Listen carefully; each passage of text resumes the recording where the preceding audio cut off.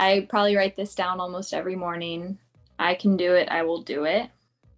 This came to me when I got in my biking accident and I broke my hand and wrist. It was a really challenging time for me. Got really depressed, really anxious, really struggled through it. And I don't know how those words came to me, but they did. And I started writing them down.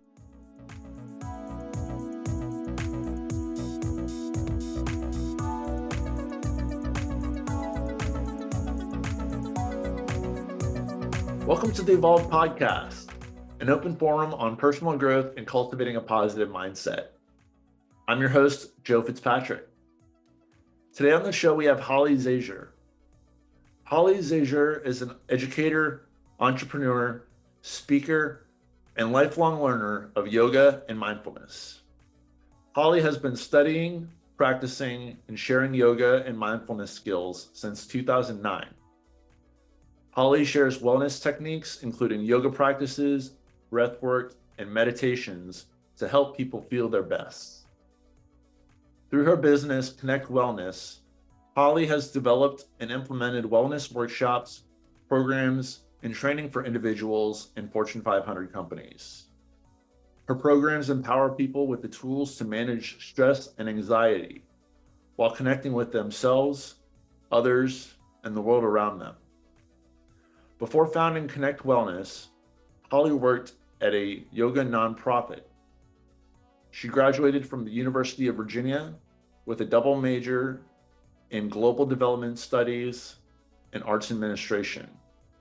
Now she uses breathwork and running, as well as writing and art, to ground herself in the present. And she's in the process of finalizing a book of poetry. Let's go. This episode is dedicated to the memory of Carla Jonah Holland, who died on August 13, 2022, a victim of a drunk driver while on a bike ride with her friend Natalie Rayner. Natalie is in the process of making a recovery, and we wish her and her family all the best. If you would like to make a donation to the GoFundMe for Natalie's recovery, the link to that is in the show notes.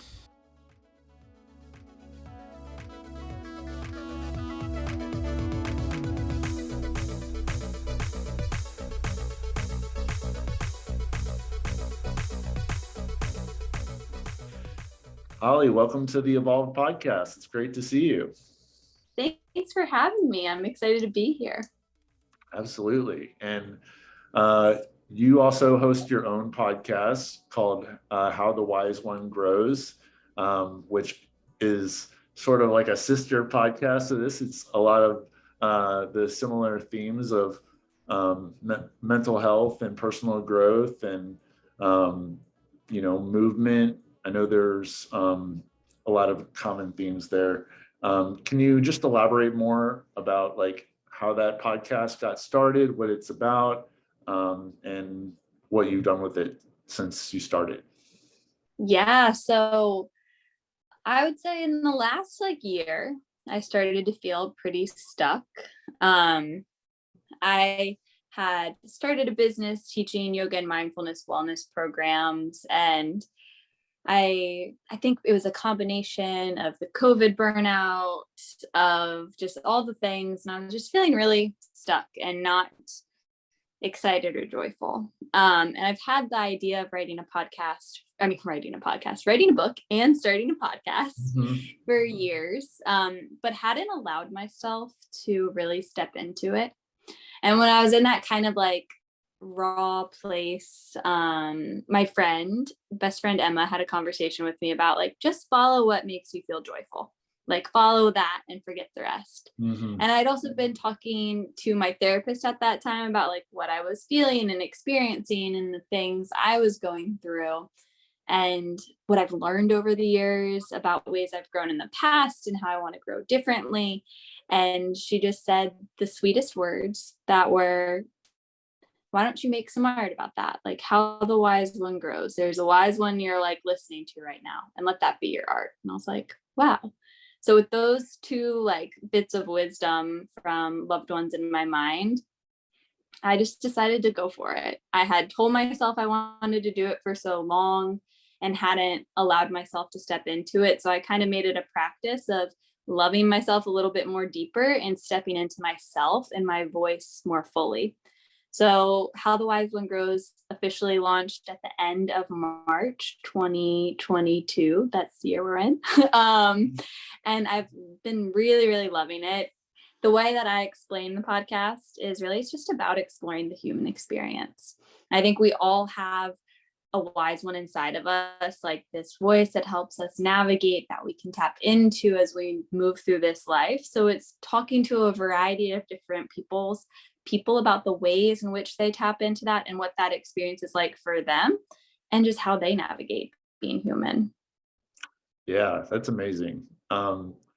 So I didn't realize that you've only been doing it for a few months now.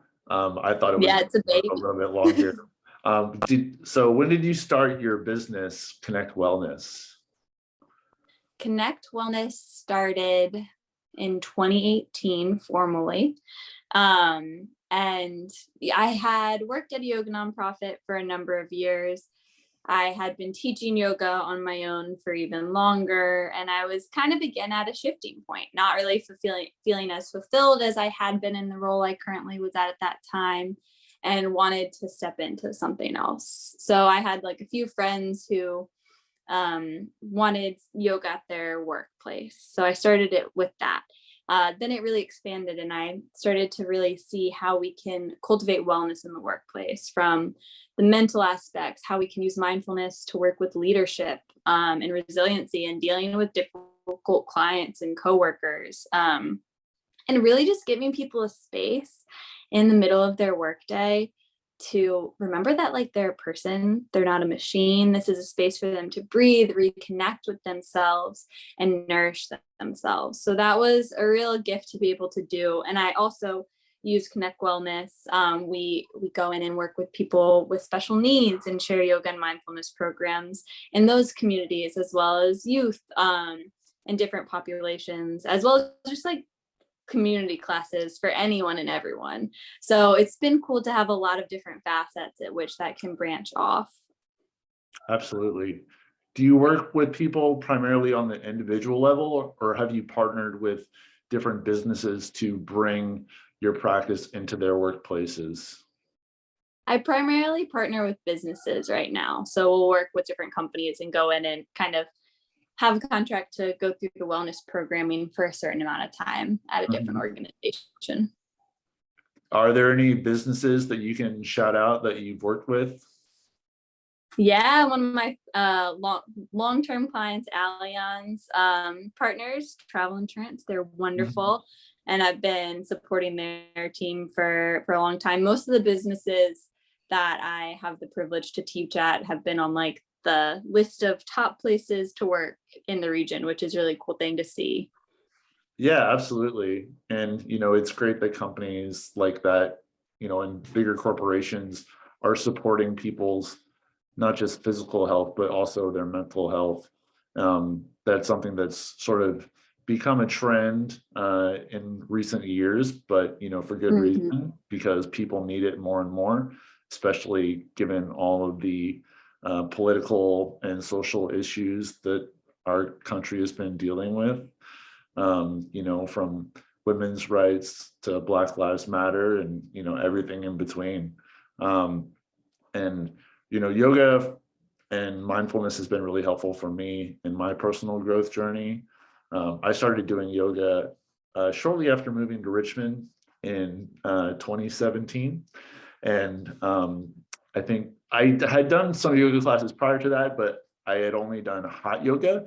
And, that is like a good entry point for some people, but it also can be a lot just because of the conditions of it.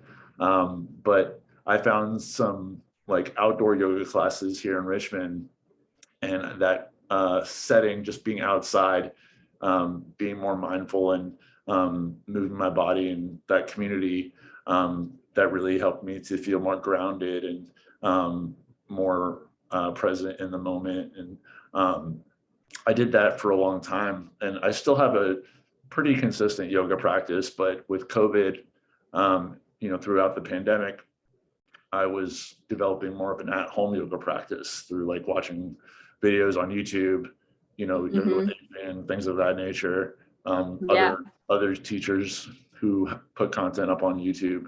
I've got some videos on YouTube you should check out for Yeah, sure. yeah. I saw them when I was preparing for this podcast, so I definitely want to Oh, check that's some of those out. Yeah. When did you start getting into yoga yourself?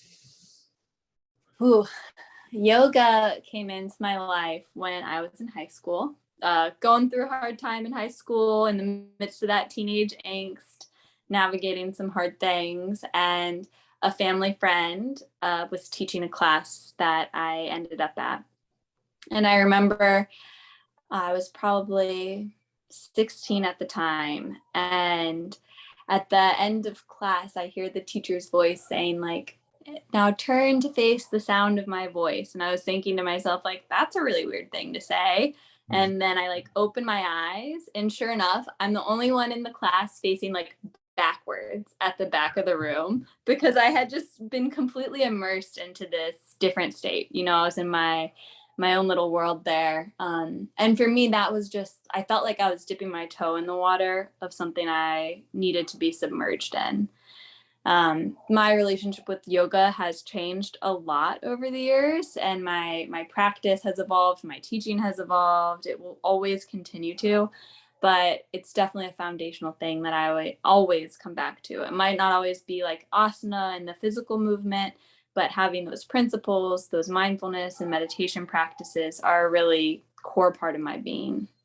Absolutely. And I know you share um, in your social media content, the importance of breath work and Mhm. how foundational that is. When did you start getting into teacher training and really channeling that breath work to be like more foundational for your practice?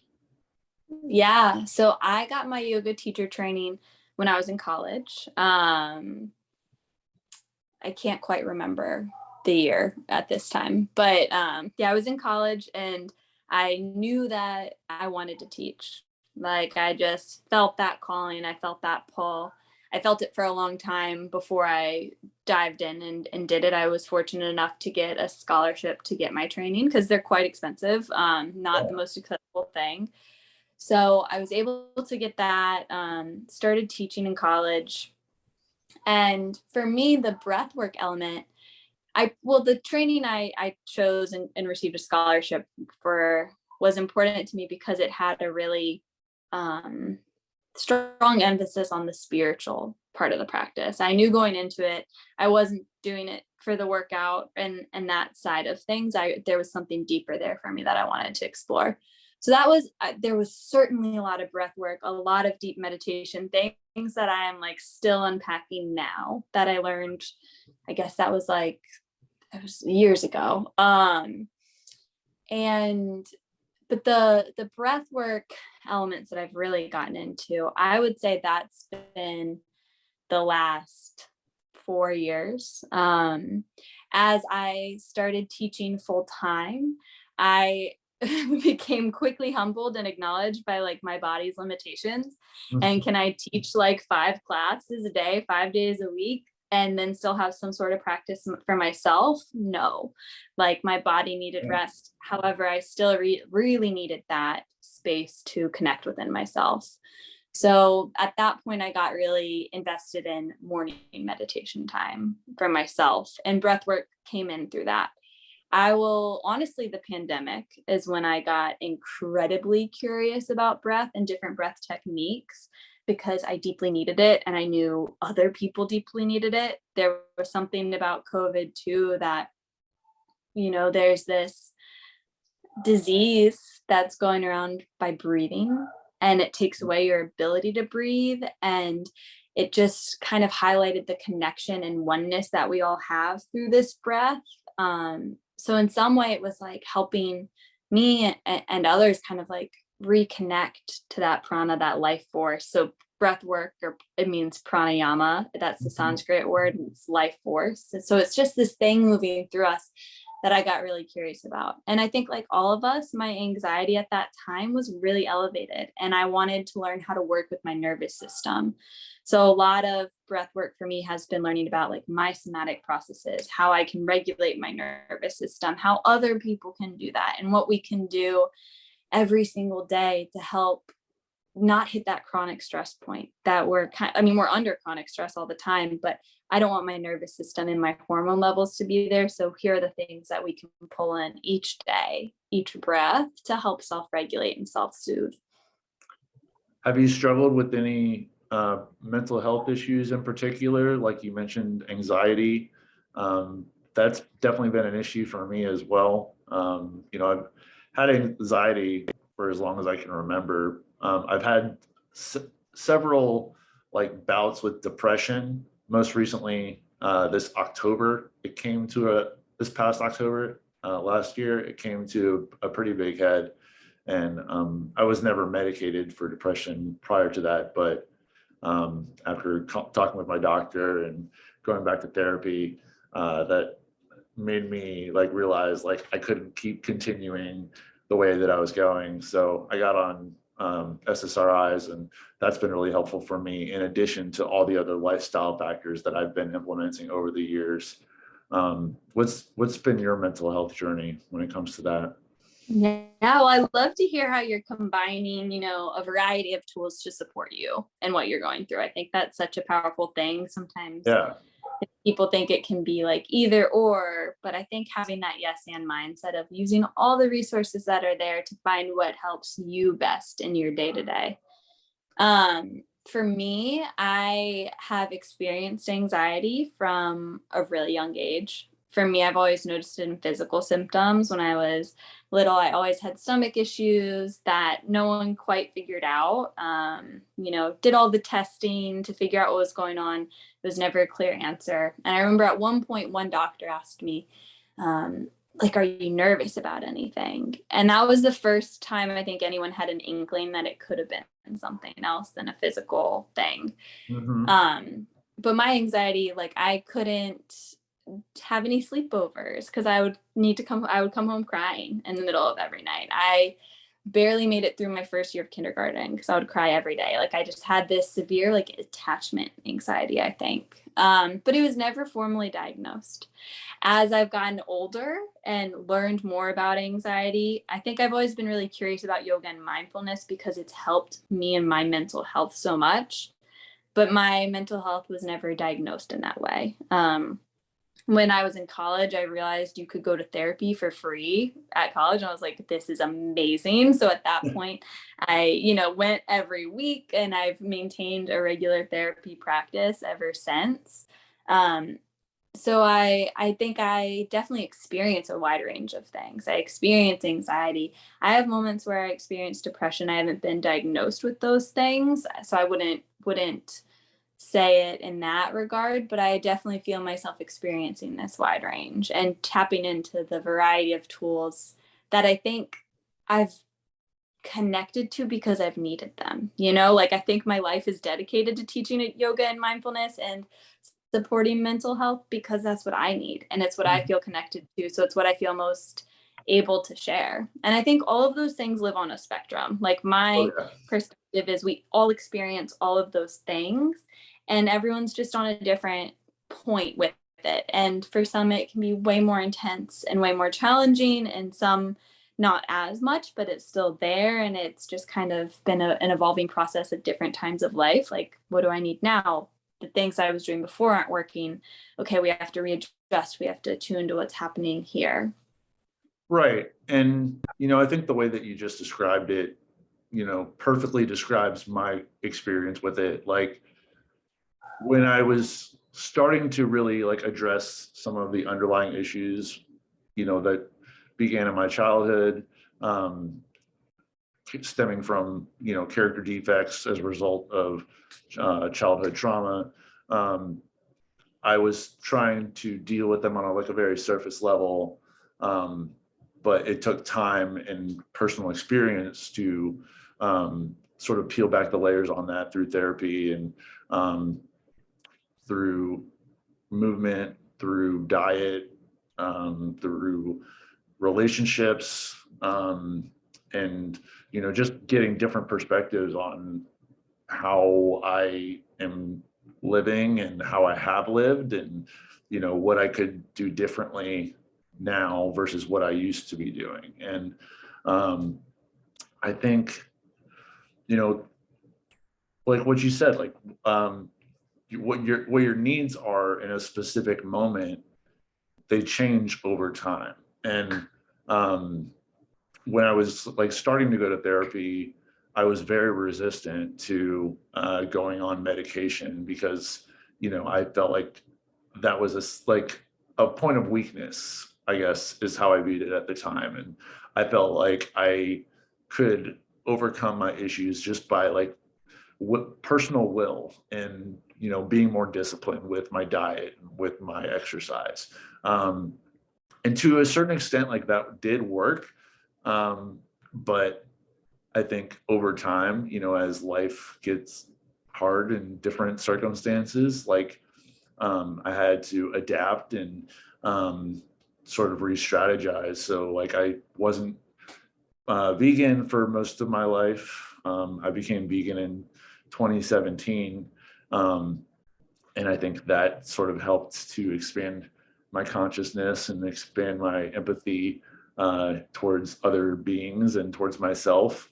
And, as I was still doing everything that I felt like I should have been doing, I still needed additional support. So, I wasn't going to stop doing those things because they had been helpful to me in the past, but, I started considering what can I add into my life, and, that became medication. And I've, also been exploring other forms of medication, like using cannabis or psychedelics. I know that, there's been some science to back that up, that those can be good for anxiety and depression as well.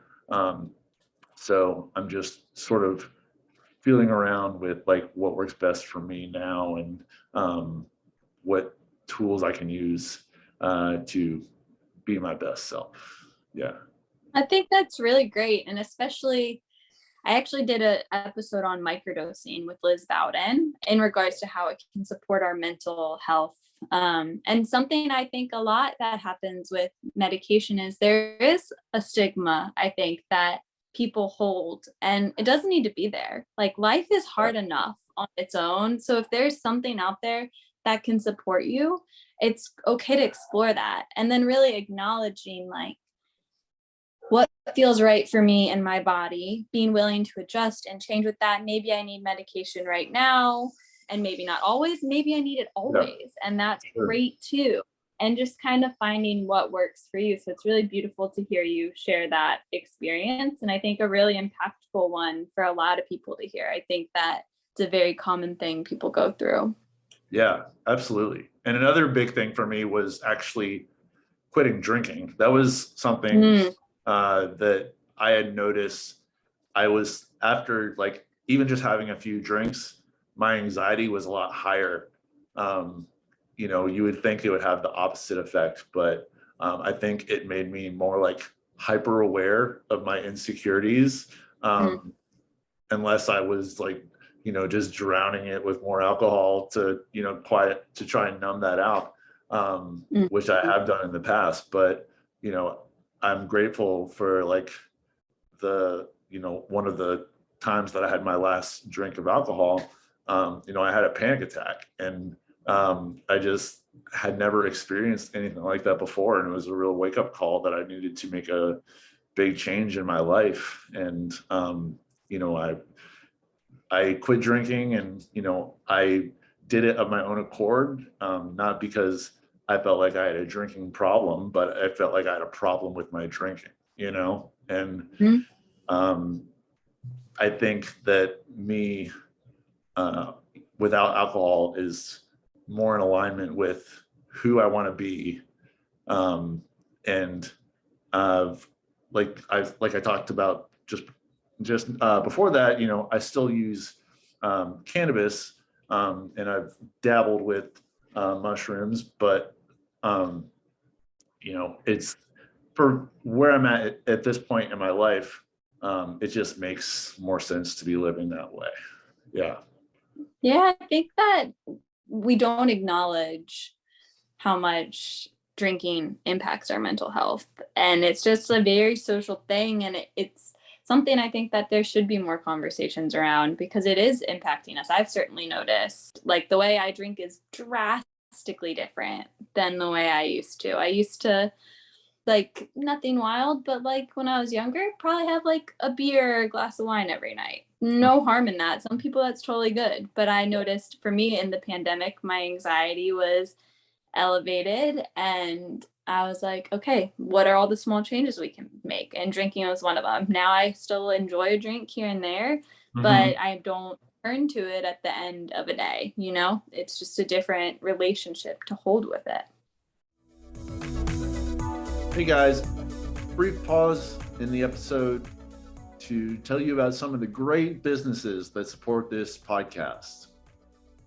First, we got Weight Train. Use code Evolved Podcast to get 10% off all Weight Train and Athleticity gym gear and apparel.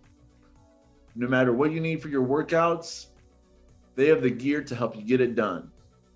And if you don't see something you want, email them at team@weighttrain.com and they will take your requests for new products. Visit Weight Train for all your gym gear needs. Next is True Nutrition. Use code Evolved Podcast to get 5% off all nutrition supplements.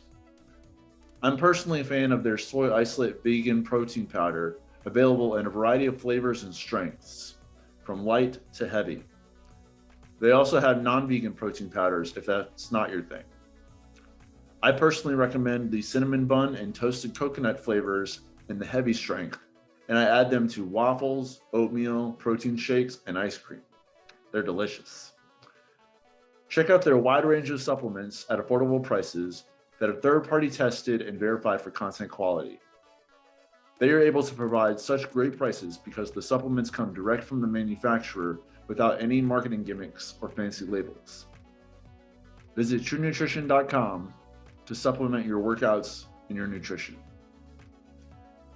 Last is Hate Brand Goods. Use code Evolved Podcast to get 15% off all Hate Brand clothing and accessories. Their goat shorts and shirts are the most comfortable clothing I've ever worn, and they have the coolest designs. However, their clothing drops are only available in limited quantities, so get your favorites while you can, and be on the lookout for other drops that you're stoked on. Visit thehate.com, spelled HVIII, for clothing to remind the world that you're not dead yet and you're ready to kick today in the dick. Back to the show. What are some ways that you try and relieve your stress and anxiety if you're not, having a drink? A lot. For me, movement is one of the most helpful. I am someone who is in my head a lot, especially when it's that anxious, like monkey mind. I think that's why I feel really drawn and connected to yoga, is because it would physically pull me out of the head and into my body. I think that's why breath is really powerful too, because it helps reconnect us with our bodies as well. I notice teaching, like, I don't really want to practice on my own anymore. And that's kind of like a hard thing because it's such a healing thing for me. But right now, where I'm at in my life, it's not what I turn to because it is work on some level. Sure. And more to get in your head about, like, oh, I should teach this that way and the other. Like, it's turning that off. So I am a big runner now. I guess my relationship with running has evolved lately because I've been dealing with an injury. But for me, getting outside, I think, is one of the most healing things. Getting outside, going on a walk, spending time with my dog, writing. I'm also a potter, spending time on the wheel to just create, to doodle, to really writing and time outside and getting in my body in some way, whether it's a longer walk or a run or a hike or a bike ride, just something that really pulls me into the now. That's what I find relieve stress, is anything that will make you drop into the present moment. Yeah, I love that. I used to be a big runner myself, and I've run one marathon successfully. I've run several other half marathons, as well as like 10Ks and 5Ks. But now I've been more focused on cycling and weightlifting, and I get a lot of joy out of those. I feel like my love of running got really replaced by cycling through the pandemic and like riding with different groups in the city and building that community. I love it. It's like one of my favorite things to do during the week. And I know your boyfriend or your husband, Will, Husband, he's a yeah. big, yeah, your husband, he's a big cyclist as well, and like BMX rider, right? Yeah, big mountain biker, big BMX rider. I've definitely opened my eyes to the Richmond running community, cycling community through him. I actually was when we first started dating, I was like, oh cool, I'll like ride my bike more. was riding my bike and got in a bad accident, and I broke 3 bones in my hand and wrist. And that was really hard because at the time I was teaching yoga and mindfulness and ceramics for a living. So everything involving my hand. And those were also my forms of healing. So that time was, I think, one in which I really had to explore other things to help heal me than just that physical movement. I think that's when like writing really came in on a deeper level, and more of those somatic practices, like more breath, more walks, more little things that wasn't physically forcing my body so much. Yeah, I've been definitely taking a lot more walks since we adopted our dog, Daphne. We've had her for a little over a year now, and I'm definitely getting many more steps than I used to. Dogs are great for our mental and physical health. Absolutely. Not to mention just being outside in a green space, breathing in that fresh air. It's so great for our mental and physical health. Yeah. What's your dog's name? Luna. She's the best. We actually got Luna. Will and I got COVID pre-vaccine that first winter that COVID was there after the holidays. It was a really dark time. Had a family friend pass away from it. It was a really hard space that we were in. We had probably been isolated in the house for like 30 days from different exposure timelines and waiting everything out. And right at the end of that, Luna appeared into our lives. We had wanted a dog for a long time. Will really wanted a golden retriever. I really wanted a rescue. And she came up on a Facebook post, and we're like, for me, that was like, I always have believed in manifestation and like our ability to make things happen. Will maybe like not so much, but that was the first time that I saw him really like catch on, like, wait, we can make things happen. Like we created a golden retriever puppy. At least we called her to us. Yeah. You attracted her energy from the universe. Yeah. I love that. Sounds like you're a big believer in the law of attraction, right?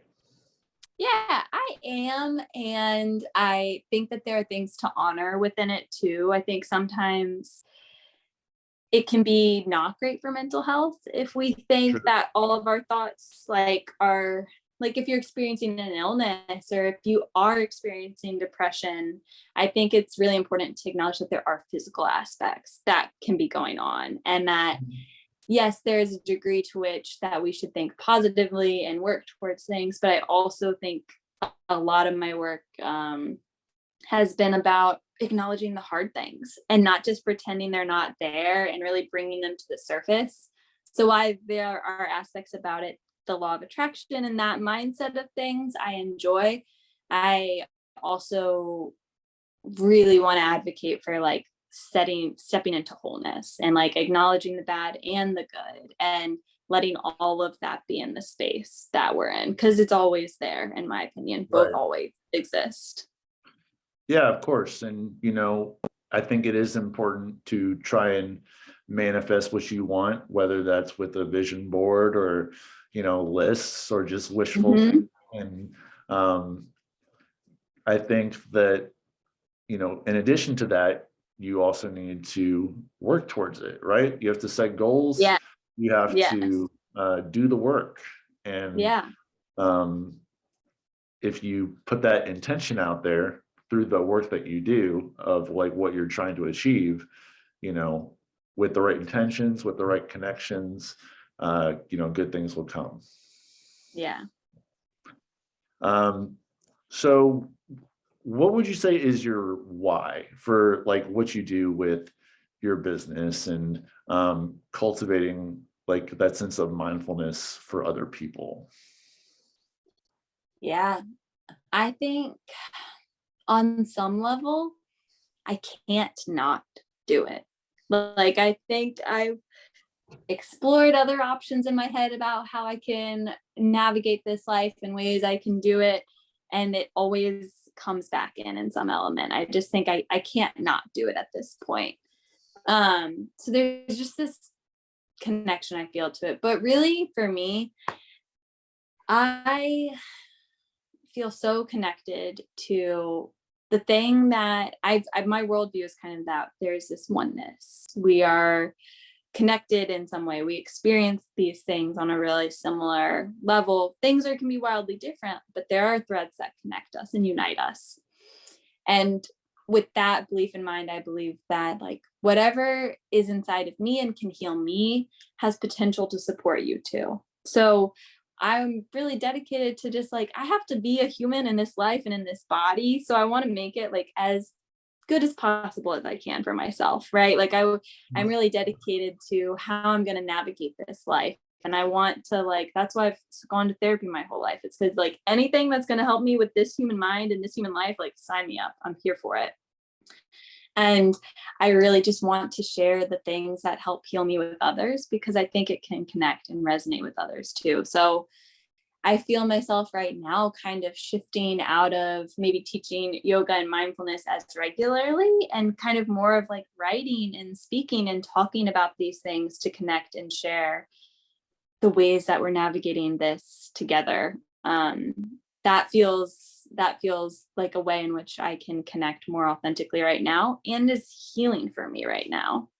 Yeah. And, the podcast is a great way to practice that. I'm sure you have to talk a good bit through your yoga classes that you do as well. And there's a performance element to that, right?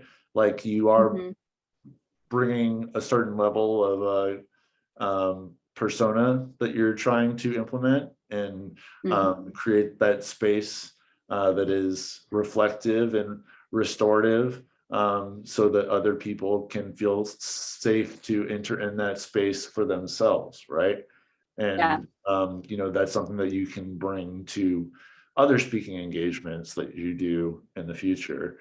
Have you always been like a pretty comfortable like public speaker, or is that something that you struggled with in the past? No, I have not. I often tell this story when people ask me this. My little brother is an actual movie star, like just an actual movie star in Hollywood, like Austin Cool. Zajur. He's amazing. And when we were younger, we were at like the Richmond Christmas lighting, and my parents like took us there. It was me and my brother and my sister, and my brother and I got asked to like do an interview, and my brother was like, yeah, for sure, because he just always wants to be behind camera. And I was like, okay, sure. And they ask us this question of like, what does Christmas mean to you? And my anxiety steps in like 1,000 levels, and I like in my head I'm just thinking like, oh, I can't say like Santa because not everyone believes in that, or I can't say like Jesus, not everyone believes in that. I can't say family, not everyone has family. Like I'm just thinking of like what's going to make people feel good to hear, like not what I actually think, just like all the thoughts in my head. And then I just see this blinking red light at me and I can't say anything, and I just like choke and like mumble something awful out. And then they turn the camera over to my brother and he says like the most beautiful thing. And my parents have never let me forget it. I even had like, they got their friends to like poke fun at me for it. And Barry was like, never doing that again. But I really think it's become an act of learning what I think and feel more, and loving myself and feeling confident enough to step into that. And I think teaching yoga and mindfulness has required that I be in front of people speaking more and more. So I've gotten more used to it. And like before any time I speak, I do breath work. Like I did some Nadi Shodhana, alternate nostril breathing before this. I do a meditation. I've done it enough now that I can tap into it. But when I'm public speaking in moments like this, I focus on where my body feels the earth. When I feel my mind wander, I get nervous, I bring it back to where I'm touching the earth and back to my breath and back to this moment. So I really think mindfulness and presence has allowed me to speak. Yeah. Yeah, I'd say so. I mean, those are such foundational practices. Just breathing, being in the moment, feeling your feet touching the ground, feeling your butt on the seat or whatever you're sitting on. And yeah, I haven't really thought about that when it comes to like actually speaking. Like, when you're, giving a presentation or something like that at work or to people you don't know very well, it's easy to get nervous. And if you can use those practices to like breathe and just bring your thoughts back in to the present moment, you can sort of cope with that and manage it so much easier. That's definitely something that I would like to work on improving more, because public speaking is something that I've struggled with in the past. And I definitely had a lot of social anxiety growing up, and I still, have it to a varying degree. But I think putting myself out there more outside of my comfort zone, starting this podcast, that's great ways to practice overcoming that. Yeah, and it's an act of self-love too, like to not just do the things you're good at, to like do the things that you aren't naturally inclined to, but that there's something there for you. Like you're loving yourself in a really deep way when you do those scary things. Absolutely. And like, it comes back to self-love for me as well, recognizing that what I have to say and what I have to share, it's valuable. And, I can bring value into people's lives through what I share, what I choose to curate and create with this podcast. And it can have a good impact based on that intention. Again, it's all about the intention that you bring to it. And, I have the best intentions with creating a positive impact with this podcast and the people I have on. So again, thank you for being a part of it. Yeah, thanks so much for letting me be a part of it and sharing all of that with me. I'm just really honored and excited to see what you're doing and celebrate you in it and be a part of it. Yeah. So you've mentioned your writings and you're writing a book. Can you tell me about that project and how it's going? Yeah, so I have had a really dedicated morning journaling practice since college. And and I've always written these, what comes out of me is like in the morning as I'm processing things are these like little whimsical poems, just like hard things I'm dealing with, happy things that are coming up, whatever it is. It's just kind of my mind breaks it up into these little things. And I've been doing it for years. And last year, I made the intention for myself to just finish a poem every day, like try to refine it a little more rather than just having journals and journals of these poems that I was like, oh, that was good. But I just like kept going on to the next and didn't refine. I was like, let's just try finishing them. So I started finishing one. Then this next year, I set the intention of writing for an hour every day. So I've been writing for an hour every day, gone back through all the poems I've written over the years and kind of edited them and cleaned them out.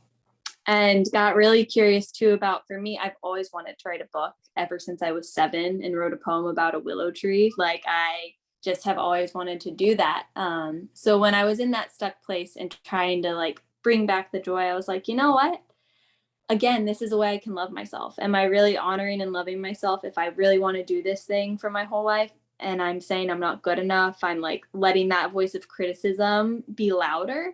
So it really became of like, you know what, we're going to step into it. So I started I got my iPad that this is on right now and started doodling in Procreate. Never have I believed I'm a good drawer on any level. But I was like, I want to put art with my words. That feels right to me. So I just started making silly little line doodles that made me happy and putting them with my words. And then I was like, okay, let's start sharing them. So I'd share them on an Instagram post and have a mindfulness practice that paired. And it just really brought me healing, really brought me joy.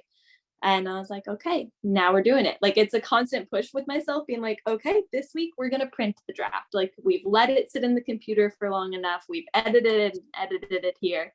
Let's print it. I'm in the process now of editing the first like hard copy. There's still a fair amount of like larger changes I want to make it really cohesive and relatable for people.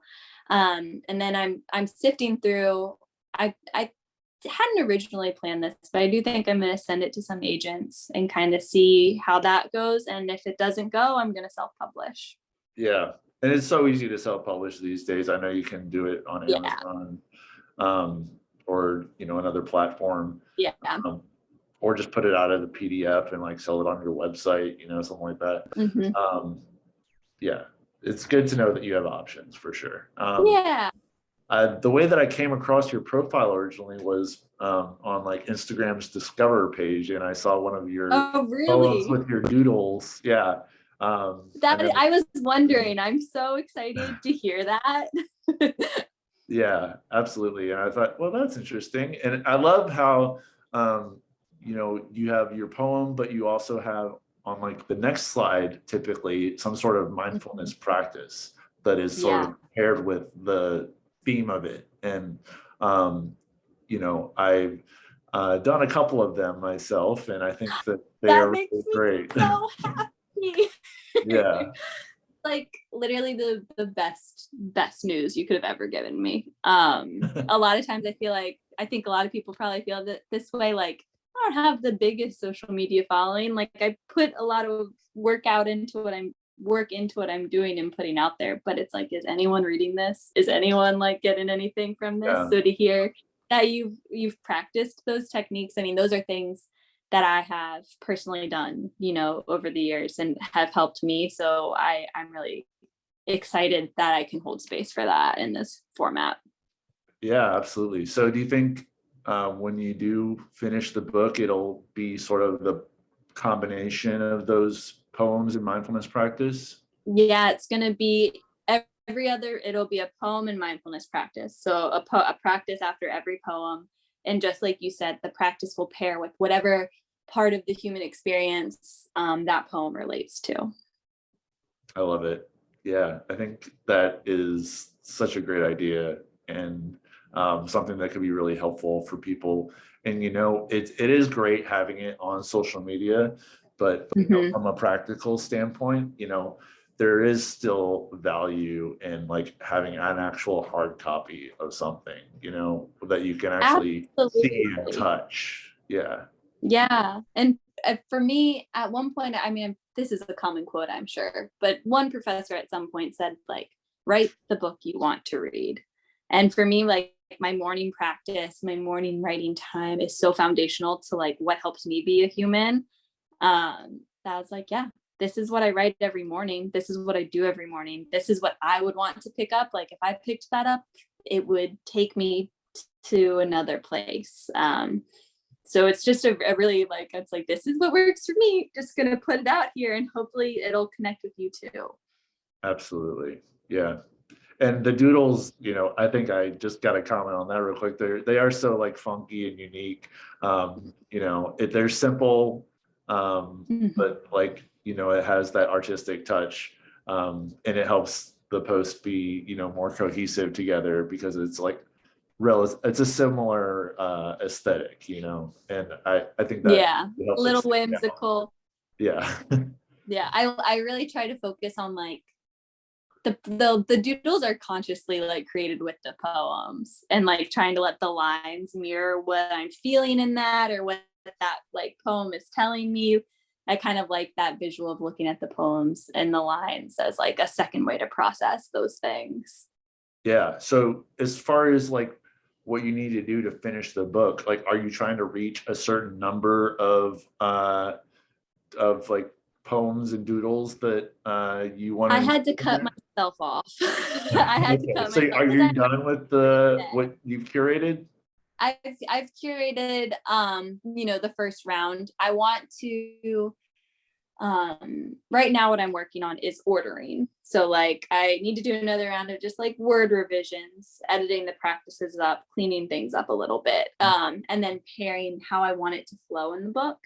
And I'm going to map the book out as the things we experience in growth and things we feel and relate to. So there will be a topic that's like for when you're feeling hard things, and it might relate to like rooting, and then it'll be all poems that relate to like that.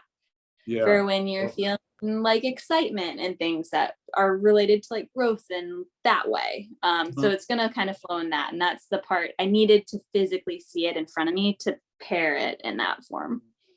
Yeah. So do you like print out all your poems like after you, or do you just like, you said you do it in Procreate, so you're making it digitally, but do you like print them out after you finish with them so you could have the physical copy as well? I had never printed them before. I actually printed, what really pushed me to print the draft. So I create the drawings in Procreate and then I add it with the words in Canva. Okay. And I've just had them in Canva in this digital world for a long time. When everything happened with the right to abortion, I wrote a poem about that and my feelings around it, and printed it as a postcard to send to elected officials to voice about that. And picking up my postcard and seeing it in print was like a whole, like I just knew I needed to do it again. It was a really empowering feeling. Yeah, I bet. So I just printed the first draft of the book last week. And I have it all in a binder so I can move the pages around, and it's not bound. It's just like, it's in imaginary playland still. But having a physical copy has been amazing. And it's so cool when you see something, it's not in its done form yet, but it's in a new form. And that's a really cool thing to experience. Absolutely. You're seeing your work, you're coming from your imagination to a digital space and now to a physical space. I'm sure you have a much deeper level of appreciation for it, as it's gone through these different mediums and Yeah. becoming more real in the physical world rather than just Yeah. the virtual world. Yeah. It's beautiful. Thank you. Are you still, even though you've like basically finished your book and you're in the organizational process, are you still doing that practice of writing a poem a day along with a doodle? I'm still writing an hour every day. So a poem will come out. I've scaled back on the doodles. So when I write my poems, there will be many books. This is what I had to tell myself because the poems keep coming out. So I just have like a Google Doc that I write, and I have one for every week that I turn to for every day that week. I write all the poems, and as I'm writing them, the ones that I'm like, yes, come back to this, I bold them and highlight them. It's probably not going to happen this year, but maybe like next year, my work will be pulling all those poems and editing them and then doing the drawings. That's kind of what I had done with my old journals for this first book. But right now, I think I kind of let myself, once I drafted the book, it was like, now let's just like let our mind create again. Like, let's give it a little freshness and let's not get stuck to that like pattern and routine so much, and just see what wants to come out as I'm working on refining this other thing. So when you're writing, are you trying to stick to like the format that the poem is in, or is it more free form, just stream of consciousness, and then you pull out like the information that you want for the poem? It's really free form and stream of consciousness. The way that my writing practice started was I was gifted a book called The Magic when I was in college, and it talked about the power of gratitude. So ever since that point, I've written down 10 things I'm grateful for every morning. So my morning journal is like me writing gratitude, and it's expanded. I have other things I write down now, some affirmations, some things I'm proud of myself for, like just really trying to work on my mindset as an element. And then also just letting myself, whatever's there, letting it come out. So sometimes it's more of like, journaling to myself. But 9 times out of 10, it comes out in that poem form. Nice. And do you keep all of your journals from over the years, or have you just kept with the current one? I have tons of journals. I've kept all of them over the years. They're like in piles on the bookshelves around me right now. This is actually with my iPad. This is my first time ever not having like a physical journal, because I've been using the Google Doc to write everything. That was partly a step because I was like going back through the journals, and then typing was a lot harder to keep the poems. I was on vacation and took my journal to the beach one morning, and I was handwriting, and I was really missing that feeling, because I think it makes you like slow down a little more. It's a little more therapeutic. I think I have more of like a work mindset when I'm on the iPad. But I also can get so much more out. And also sometimes in that hour, if I'm like, I don't want to write right now, it's just not there for me, then I'll go to Procreate and let myself create in that form. So I like that ability. Yeah, it's good that you can bounce back and forth between the different tools, and focus on drawing when you don't feel like writing. Are there any other ways that you like to practice when you're feeling like you're in a creative slump? Like, does that come, to you? And Oh, yeah. in what ways, and like, how do you deal with that?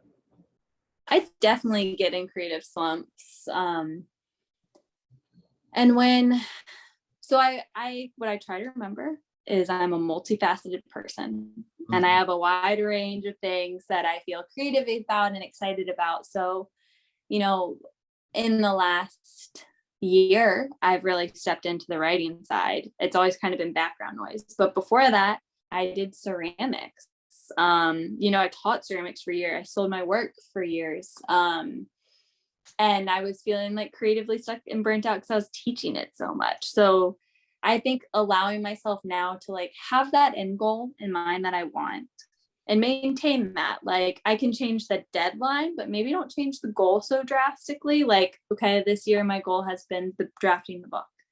But every day I don't have to do that. Like if I am writing and I don't want to write, like letting myself go on a walk, move my body, get in nature, have a conversation with someone, see something new, or sit behind the wheel and throw, like doing different things, tapping into all the parts that make me me. That sparks my creativity. I feel like I'm most creative when I'm living versus when I'm just working all the time. When I relax and let myself be a person in this life, so much more flows through me versus when I like tighten up and think I'm just a machine that needs to create all the time. Yeah, that's a great reframing of it. We can get so focused on feeling like we need to be productive. I certainly can feel that way a lot of the time. If I'm not constantly like recording podcast interviews or putting out videos, and it is important to have some grace with yourself, and to give yourself space to take those breaks that are so needed. I try and find that balance as best I can, to make time for movement in addition to doing all the creative work that I want to do, because it helps me to bring back that energy and that focus, and that fresh perspective that I can have after going for a bike ride, or going for a walk around the block with my dog. It's all very helpful. Yeah. And if we go back to kind of that first question you asked at the beginning of this, that's a big part of why How the Wise One Grows started too, is because I love being in that like work, go mode. I'm really into astrology. I have a lot of Saturn in me for my astrology people out there. So I like to like have tasks, get things done, check off the boxes, be in that go stress state mode. I can do things, I can make them happen. And what I learned through the pandemic, through what life has taught me, is that like, like what if there's more than that? Like that actually doesn't serve the best, most authentic part of me. What does is allowing myself to be a whole person. So, starting How the Wise One Grows has been a lot about how can I soften as I am stepping into my dreams versus like stepping into it from that place of intensity and stress and tightness and pressure, stepping it into it from a place of like joy and compassion and giving myself grace and rest and love.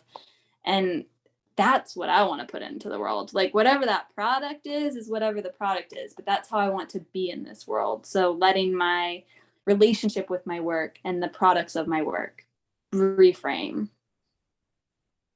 Absolutely. Yeah. I can't say it better than that. That's for sure.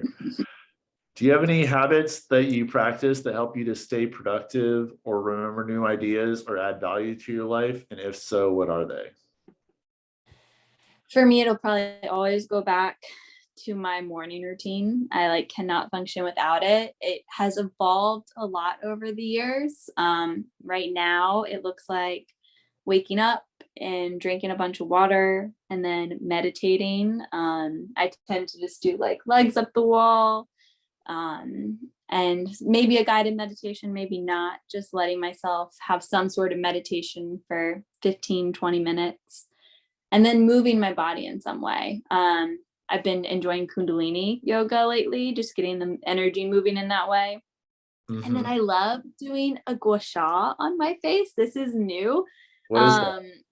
It's like a very like hip skincare thing, but I find it really a great way to start the day because it's this stone. I have a obsidian stone that you rub on your face with some oil and it like gets the blood moving. I just find myself, I stopped drinking caffeine this year and I noticed that when I do that, my mind starts to feel more awake. And I feel it physically come in. So doing that, and then I'll, make some tea and write for an hour, or maybe I'll go take Luna on a walk or a run, and then I'll write. But I'm pretty. It's a little ridiculous. I give myself like 2 hours in the morning of a morning routine, which it doesn't have to be like that. It started with like 5 minutes and 10 minutes, and now it's evolved. So don't be intimidated. But I can't recommend enough a morning routine for me, it started by waking up 10 minutes earlier, bringing my coffee to bed and sipping my coffee for 10 minutes or 5. Whatever you had time for. Yeah. Mm-hmm. I have so many questions about that. So, first off, like with your meditation, you mentioned you sit legs up against the wall, and I know that's good for blood flow, right? Like for getting blood flow in the body from the legs and stretching the hamstrings. Legs up the wall is great for a number of reasons. It's great for low back pain. Definitely great for that blood flow you're talking about because it's an inversion. So anytime your heart is above your head, it's bringing that blood flow to the brain, which will help with your energy levels, your concentration levels, your ability to think more clearly. I also have something called a dinner roll. If people have been to a chiropractor, you might be familiar with it, but it's something I put under my neck. Most of us have like text neck because we're hunched over all the time. So it's like working with your neck and your spine to put it back to its more natural state. And I just find it feels good with my legs up the wall. It's literally because it feels good. I also like at one point during this year put like an eye mask on my face. I just try to make it like this is my little spa time. I could sit, I could be harder on myself. I could make myself sit on a meditation cushion. Meditation teachers are probably rolling their eyes at me hearing me say this. Like it's not maybe how you properly meditate, but it's how I will show up every day. And I want to be kind to myself. Like, if I'm showing up, if I woke up at 6 a.m. to do this, I want to like not be killing myself right now. I want to be enjoying it. Sometimes I'll sit, but most of the time I want to lay down still. Absolutely. I'm sure you got some weird looks from your dog when you were putting your legs on the wall to try and go meditate. She's so used to it now. Like Yeah. she comes every morning, she gets her bone and brings it right beside me and chews and lays beside me as I lay with my legs up the wall. Awesome. And when did you quit drinking coffee or caffeine? Like what went into that decision? So that was an anxiety one. I was talking to my therapist about it. I'd been feeling more anxious lately, didn't really know why. They're saying, okay, like talk me through your days. So I did, was telling them about my morning routine, thinking it's all great. And they're like, well, you just said coffee. Like coffee causes, caffeine can cause anxiety physically. And then you can get anxious because you're feeling anxious and you don't know why. And I was like, touche. I've had phases where I've noticed it made me feel more anxious before and scaled back, but also like I was a hardcore coffee addict, was a barista at a time in my life, love coffee, would not drink a ton of it, probably like 2 cups, 3 cups a day. Like I feel like that's a normal amount, but it would be like, first thing in the morning, wake up, brew coffee while I meditate, drink coffee, like love coffee.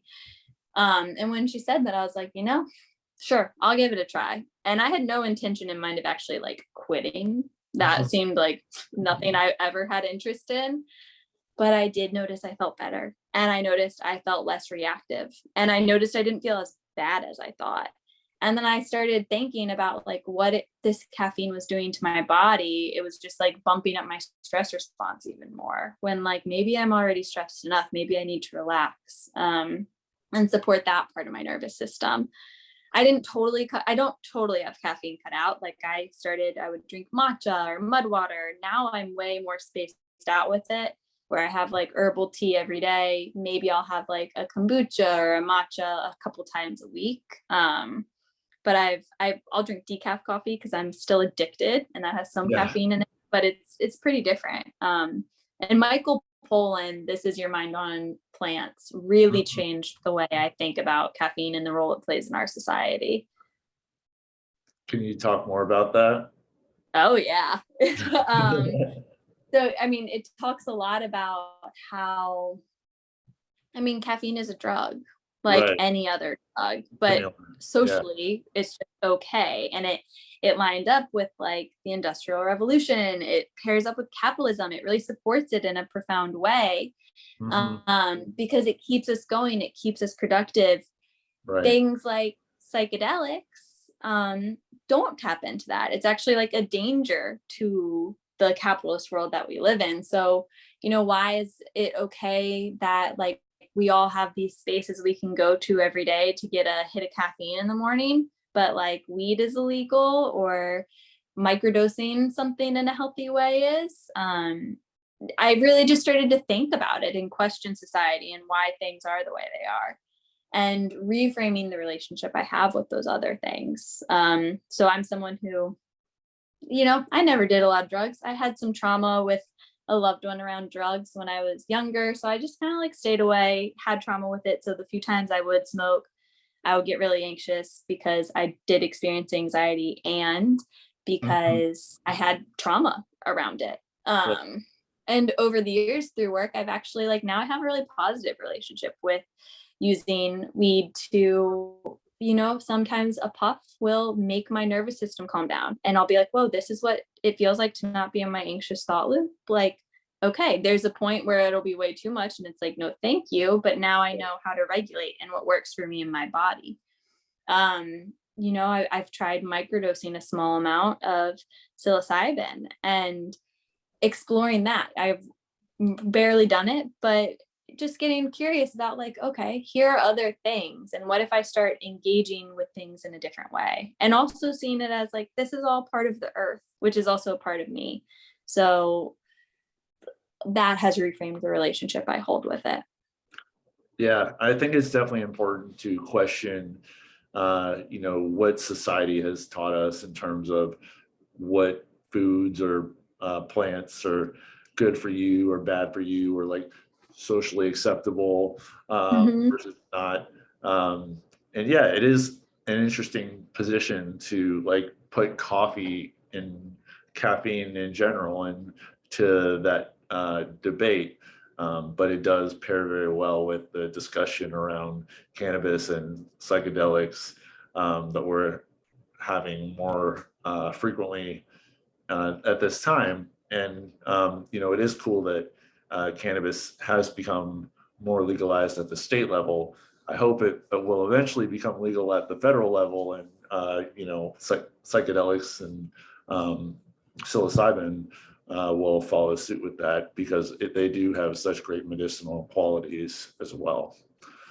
Yeah. I've been a big coffee drinker for years, and I don't think I could give up coffee because it is very much addicting and also very tasty. But I do know that I could probably benefit from maybe like scaling back on caffeine and coffee. Um, you know, gotta. If you're curious about it, I'd be happy to talk you through what worked for me, what that process was like, things that can help you ease off.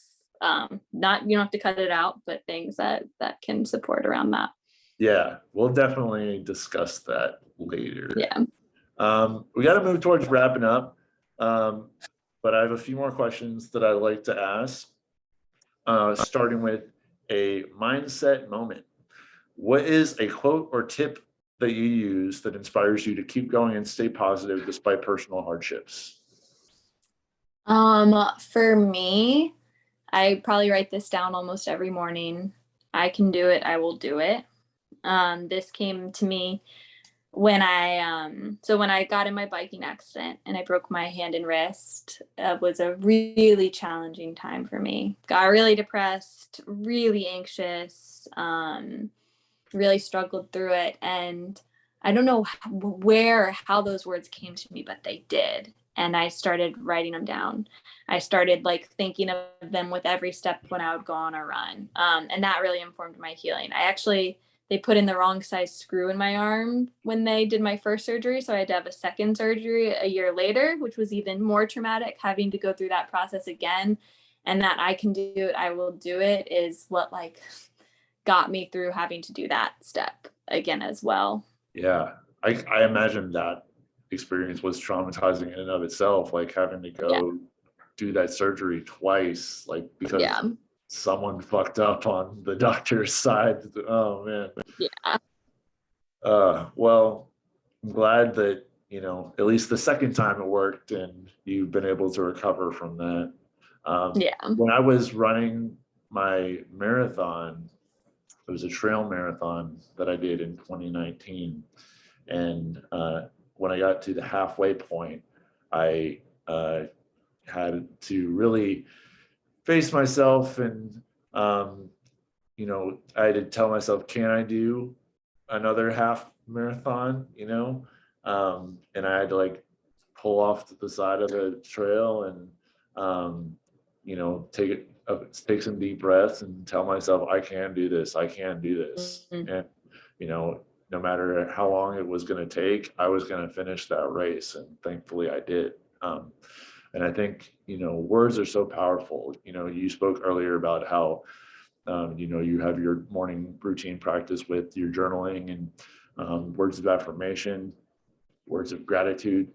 And that really can help set the tone for the day and, set you up to having more positive experience throughout the day. And, we talked a lot about self-love in this episode as well, how we can love ourselves more through the words that we say to each other and to ourselves. One of my favorite quotes from David Goggins is, the most important conversation you have is the one you have with yourself. And that's something that really resonates for me, is because, I've struggled with body image and self-esteem over the years. And, through therapy, through movement and exercise, through changing my diet, I have been able to cultivate more self-love for myself, and really like forgive myself for some of my past mistakes, and to heal my relationships with members of my family, related to that childhood trauma that I spoke to earlier. And it's a process that needs to be done in order to live in this human body that we're in so that we can continue to move forward in a positive direction. And you just have to tell yourself you can do it. Yeah. On that trend of positive mindset, next up, we have a recurring segment on our podcast called PMA Warrior of the Week. Who is someone who inspires you to keep a positive mental attitude? This Warrior of the Week is a really important one. My friend Natalie Rayner, who you might have heard was in a pretty bad biking accident Saturday morning. Oh, yeah. Her and a friend Jonah Holland were riding. Jonah didn't make it in the accident. Natalie was severely injured, and it seems that she's going to have a recovery, which is amazing and something I'm super grateful for. But I worked with Natalie for a number of years, and she is someone who I have seen transform, and the amount of dedication and willpower she has towards her goals. She is like a huge calendar person, a huge list person, huge can make it happen person. And right now, in the midst of an incredibly hard thing, I have her in my mind and in my heart, and I believe so deeply in her to move through this incredibly hard thing with the people around her there to lift her up. Yes, absolutely. Can't express my sorrows for what Natalie and her family are going through right now, and especially Jonah's family. I know the Richmond cycling community is really upset with what happened. They were both hit by a drunk driver on a Saturday morning. It did not need to happen. And it's really unfortunate that it did. But my thoughts and prayers, of course, go out to you and your family as well, and your friends that have that close relationship with her. And I know that, everyone in the Richmond cycling community is grieving for those too, for sure. Lastly, what is one of your go-to meals that helps you to feel your best? I'm a big smoothie person and a big salad person. A salad, I really love to geek out and making an incredible salad, and I feel like you can't go wrong with it. Can always add to it. Doesn't have to be the whole meal, but a great component. So what would be the perfect salad for you? Ooh, okay. I really love if you have kale and you massage it with avocado and lemon and salt, and then putting a bunch of herbs in it, like mint, basil, and then sprouts on it and some pickled onions on there. And then even if you have some grain in it, some farro, even an egg or some tofu, it's a great combo. Sounds like a very hearty meal. Love it. Yeah. So where can people connect with you if they want to follow along with you and read your poems? Yeah. Go to one of your yoga classes. Yes. So you can follow me on social media at Holly Zajur is my Instagram handle. And I post on there most regularly about things coming up and all the things that I am exploring. Definitely follow and listen to How the Wise One Grows podcast. We're putting a lot of love into that right now. And you can also connect with me through my website, hollyzajur.com, and howthewiseonegrows.com. So there's resources on there about upcoming events, upcoming classes, the book release that is coming on the horizon that no one knows exactly when yet. So stay tuned so you can know when I do. And also, if you go to my website, you can sign up for my email list, which is honestly the way I tell people about things first and the best way to stay connected, because social media is always changing algorithms. So if you truly want to stay connected, sign up for the email list to see what's going on. Sweet. Thanks again, Holly. It was great talking to you. It was great talking to you. Thanks so much for having me. Hey guys, thanks for checking out our podcast. I hope you got a lot out of it and it was helpful for you in your personal growth journey. If you haven't subscribed to the podcast yet, please do so on your preferred podcast provider. We're available on YouTube, Spotify, and Apple Podcasts. Stay blessed and keep the PMA. Later.